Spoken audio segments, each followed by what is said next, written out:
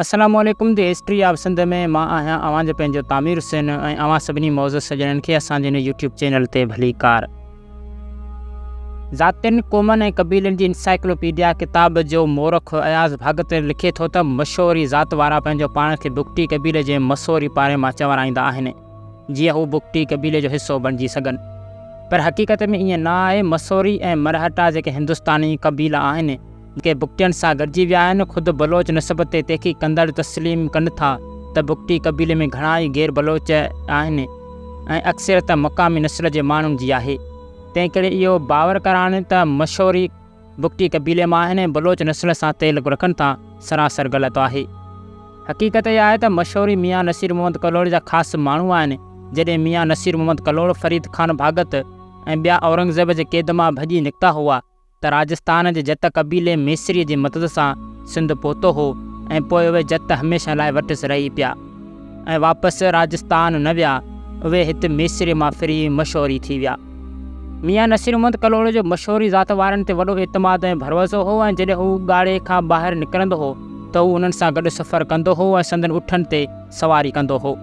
हिननि जे मथां इहो कमु बि मुक़ररु थियलु हो त जंहिं वाट सां मियाँ नसीर मोहम्मद जो क़ाफ़िलो गुज़रंदो हो, तिनि ॻोठनि जे माण्हुनि खे इहो इतलाउ ॾियणु त मियाँ नसीर मोहम्मद कलोड़ अचे थो ऐं साॻिए वक़्तु जासूसी करणु त किथे वाट ते मुग़ल लश्कर जा सिपाही या मियाँ जा दुश्मन त लिकी न वेठा आहिनि। तंहिं करे हू हमेशह मियाँ उन जे साथियुनि ऐं लश्कर जे अॻियां हलंदा हुआ ऐं कॾहिं त वॾे वाक़े मियाँ जे अचण जो बार बार ऐलान कंदा हुआ। उन करे बि खेनि मेसरीअ मां मशहूरी चयो वियो, जंहिंजो मतिलबु हो मशहूरी करण वारा, कंहिंजी ॼाण ॾियण वारा। सिंध जा मशहूरी उन्हनि मेसरी ज़ात वारनि जे औलाद आहिनि जेके राजस्थान खां मियाँ नसीर मोहम्मद कलोड़ सां गॾु आया हुआ। Mister A.W. ह्यूज़ सिंध गज़ीटियर में हिननि खे सिंधी क़बीलनि में शुमारु कयो आहे। अॼु बि ॻाढ़े में मियाँ नसीर मोहम्मद कलोड़ जी मज़ार जा मुजावर ऐं संभालींदड़ मशहूरी आहिनि, जिन जा उते ॻोठ आबाद थी विया आहिनि ऐं हू पाण खे मियाँ जा फ़क़ीर चवराईंदा आहिनि। ज़ातियुनि जी इंसाइक्लोपीडिया में ख़ैर मोहम्मद बुर्रे लिखियो आहे त लाड़काणे वारो मशहूरी बुज़ुर्ग जत क़ौम मां आहे। उनजो नालो मौलवी मोहम्मद क़ासिम मशहूरी हो, जंहिंजी दरगाह मशहूरी शरीफ़ में आहे। जॾहिं मशहूरनि उन ते एतिराज़ु कयो ऐं बुर्रे खे घटि वधि ॻाल्हायो त हू पंहिंजे असुलु मौक़िफ़ तां फिरी वियो। के मशहूरी पाण खे डोमकियनि ऐं गाॾनि में शुमारु कंदा आहिनि जेके पिणु मंगणहार ऐं जत नस्ल मां आहिनि। इहो चवणु त मशहूरी बुगटी क़बीले मां आहिनि सरासर ग़लति बयानी ते मुबनी आहे। हीअ सिंध में दादू, लाड़काणो, खैरपुर ऐं हैदराबाद ज़िलनि में रहनि था। संदन मादरी ज़बान सराइकी अथनि, उनखां सवाइ रोज़मरह में सिंधी बि ॻाल्हाईंदा आहिनि। हिननि मां मशहूरु बुज़ुर्ग ऐं औलिया पीर मोहम्मद क़ासिम जिन आहिनि, जंहिंजी दरगाह मशहूरी ॻोठ में आहे, संदसि वॾी मुरीदी आहे।